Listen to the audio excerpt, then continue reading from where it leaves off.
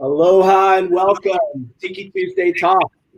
Excited to have our first repeat guest with Mariah Kunkel in this very, hey, somebody's playing some tunes. Just can't get enough of that song. What's up, guys? Hi. Hello. How you doing? Mariah, where are you at? Me? Yeah. I'm in Los Angeles. Right on, right on. Recently shut down Los Angeles. Yep, we're at a curfew. How's everything going over there, though?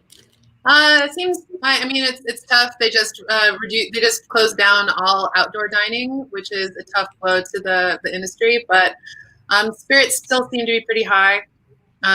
We're just trying to deal with these upcoming holidays and how to figure that out. So Right. I hope. But we have some nice weather though, which is a nice bonus, I guess. Yeah, you do. You do. Preston, what's happening? Where are you at, buddy? I am currently in Madison, Wisconsin. Very tropical. Thank you. It's exotic. Yeah, it's exotic curious.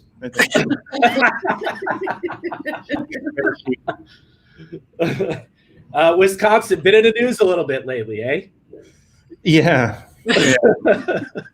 Yeah. How's it feel? Do you do any of the vote counting yourself? Allegedly, no. Am I going to the best counts? No. Nice. It's good to have you here. We'll get back to you with some 5 questions. Excellent. Aaron, you're looking very COVID official. What's happening? Yeah, I'm out and about in the lovely state of Maryland. So, things are getting close and clamped down. So, gotta stay protected. So, Hey, Aaron. What's up, Preston? How you doing, bud? Good. Hello, everybody. Hello. Hello. Steva, Hi. what's happening? Birmingham is Birmingham. Our tropical weather perpetually 70 degrees until February, and then it'll be 12. You get down to 12? For like 30 seconds. Long enough for everyone to think they need to go and buy all the bread and milk from the grocery store. Nice. And then they have to turn their air conditioning on the next day. It's fine. Everything's great. Sounds brutal. You do always hear about the Alabama winters and how tough they are. Yeah, right? Yeah. All right. We'll check back with you guys in a little bit. All right. Let's get to business here. All righty. Wait, wrong one. Oh. That's my bad. Hold on. I have a couple intros. All right. So Mariah, as you may have seen last time, co-founder of Pasifika Project, the next wave. So this one's going to be a little more diving into some of the things we learned. How do we adapt to those? How do we look to do this better? As always, chat box and questions. If you guys are on Crowdcast or on Facebook, feel free to ask questions. I'll try and interject them as we go. Please do share the event. We always appreciate that. Tip jar, Venmo at Mariah Kunkel. Presentation will be about 30 to 40. Cocktail session, 10 minutes. And then 5 questions with Preston. So now we'll get down to business. Oh, so now I take it. Now you take it. Okay. Jump the gun. Got you excited. Buenas and happy day, todos hamzu. First, I would like to acknowledge the original Indigenous stewards of the land that I'm joining you from, the Tataviam, and their elders, past and present. Tijus Masi to Tiki by the Sea for the opportunity to speak with you today. And also Tijus Masi for everyone that's tuning in. As Pete mentioned, I'm Mariah Kunkel. I identify as a Black and Indigenous Pasifika woman. I was born and raised in California, and I'm currently based in Los Angeles.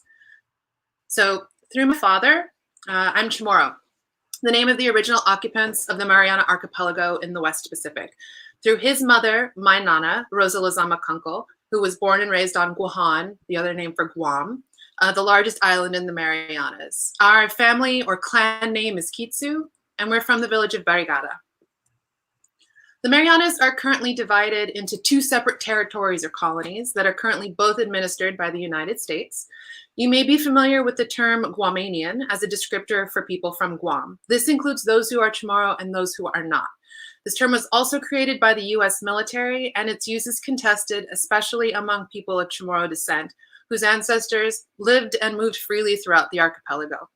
I would like to make clear that I am Micronesian, I am not Polynesian. And while all Polynesians are Pacific Islanders, all Pacific Islanders are not Polynesian.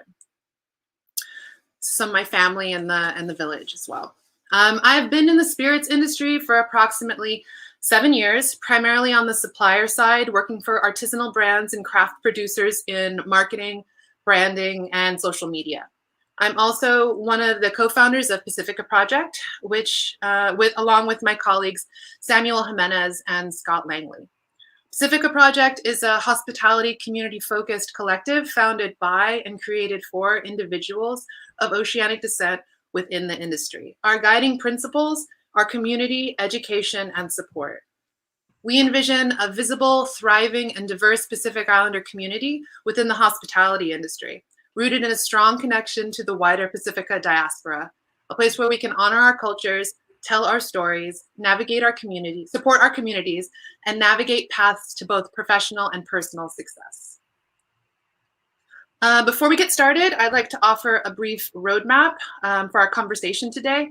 First, we'll get into some assumptions and guidelines to frame our conversation. Then we'll touch upon the history and current status of Tiki itself. Next, we'll discuss leading with purpose, your personal why. Then we'll examine some typical issues and potential ways to engage with living culture. And lastly, we'll mention ways we at Pasifika Project can potentially assist you.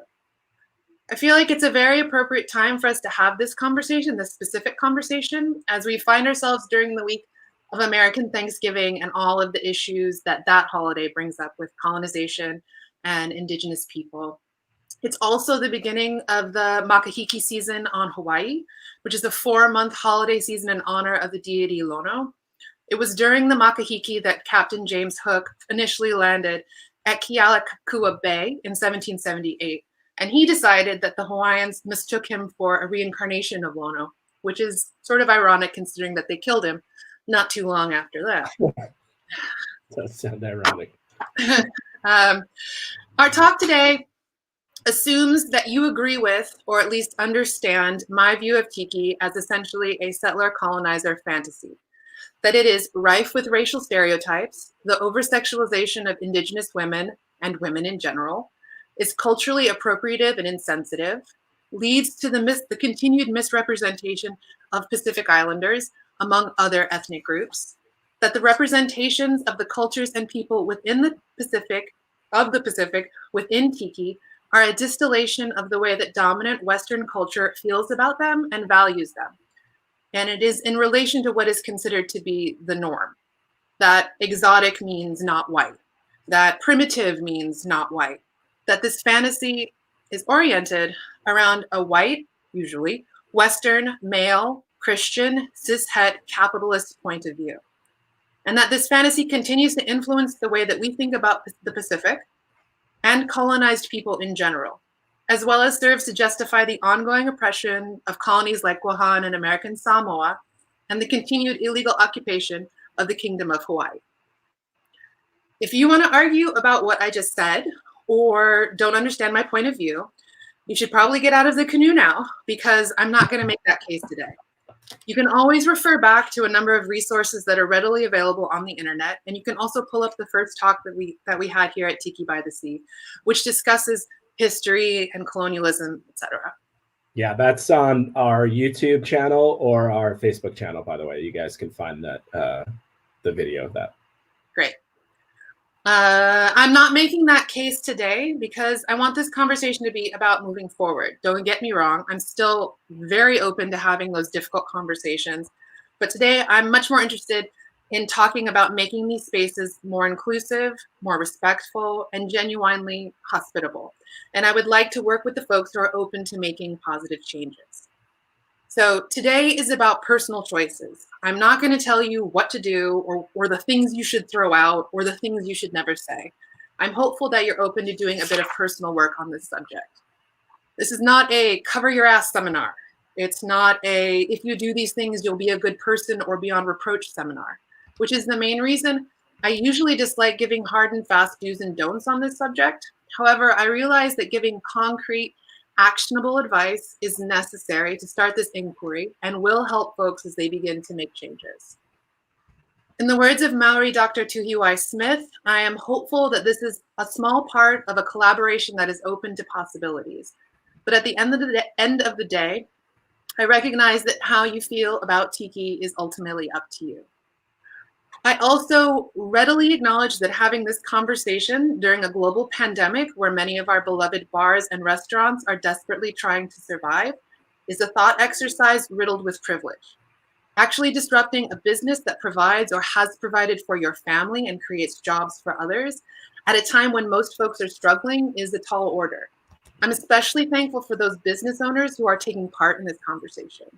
I am very grateful for those who have already and continue to make changes that could, in fact, impact their company's success. It's my personal hope that respect, change, and business can and will coexist. In addition, I recognize that Tiki draws from a number of traditions around the world, but today we will be focused specifically on those from the Pacific.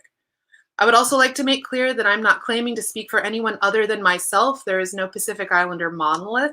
There exists a spectrum of opinions on the subject of Tiki, and I would advise for you to seek them out as well. I'm here to speak my own truth and experiences, and again, I'm very thankful to Tiki by the Sea for making this possible. So. Stoked to have you.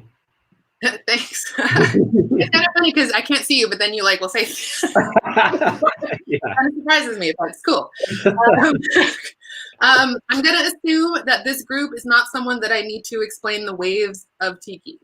You already know that we find ourselves in the third wave, but I do want to point out that there is a remarkable amount of variance within the current realm of Tiki. So everything from new, high concept, celebrated, expensive destination bars to neighborhood dives. We also have a fair number of celebrated Tiki bars still hanging on from previous eras. I'm thinking here about places like Tonga Hut and Tiki Tea in Los Angeles, the Tonga Room and Hurricane Bar in San Francisco, etc. So the subjects that we're going to touch upon today will tend to hit different depending on your perspective or place of business or how long that business has been in existence. That's a good point. Yeah. So when I refer to the next wave, I'm talking about envisioning a way forward. Where do we go from here, armed with the knowledge that Tiki is problematic and needs to change?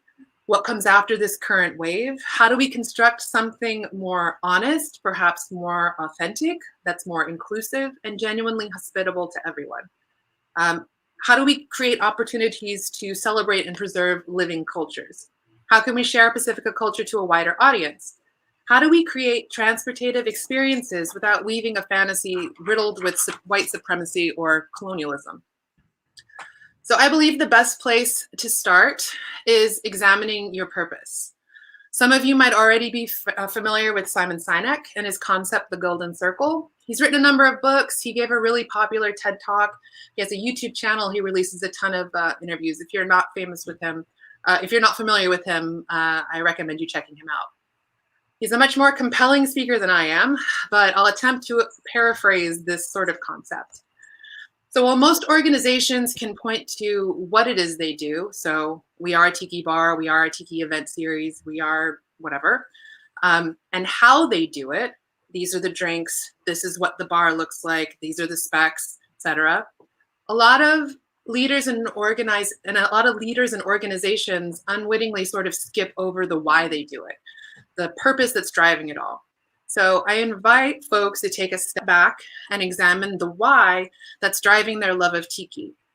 I would guess that for most, Pacific culture is actually more part of the how than the actual why. But if your why is to create a Tiki bar just like all of the ones that we've just agreed that need to change, I'm not sure why you're still in the canoe, but I actually appreciate that you're hanging on for the ride for this long.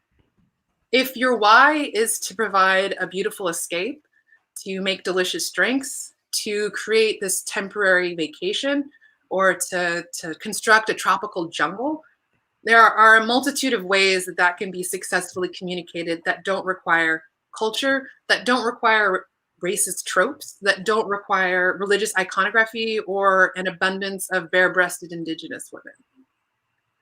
But if the why does include cultural elements or culture, then you've got some personal work to do, especially if it's not your own culture. But even if it is your own culture, if I was going to open a bar, I would still have to do a ton of research. It's on you to do the research to make sure that you aren't being offensive. You need to seek out primary resources. Reading Hawaii by James Michener or Watching from Here to Eternity is not going to cut it. You need to seek out sources created by Indigenous people. You need to seek out cultural practitioners. You need to experience the culture firsthand for yourself once we all can gather in places again, but you can always use the internet, I suppose, in the meantime. But you also have to recognize that not everything in a culture is available for you to use as decoration or elevator music at your business. As well as the fact, this is tricky, that there is literally no universal right or wrong answer when it comes to all people and their cultures, especially regarding what they find offensive.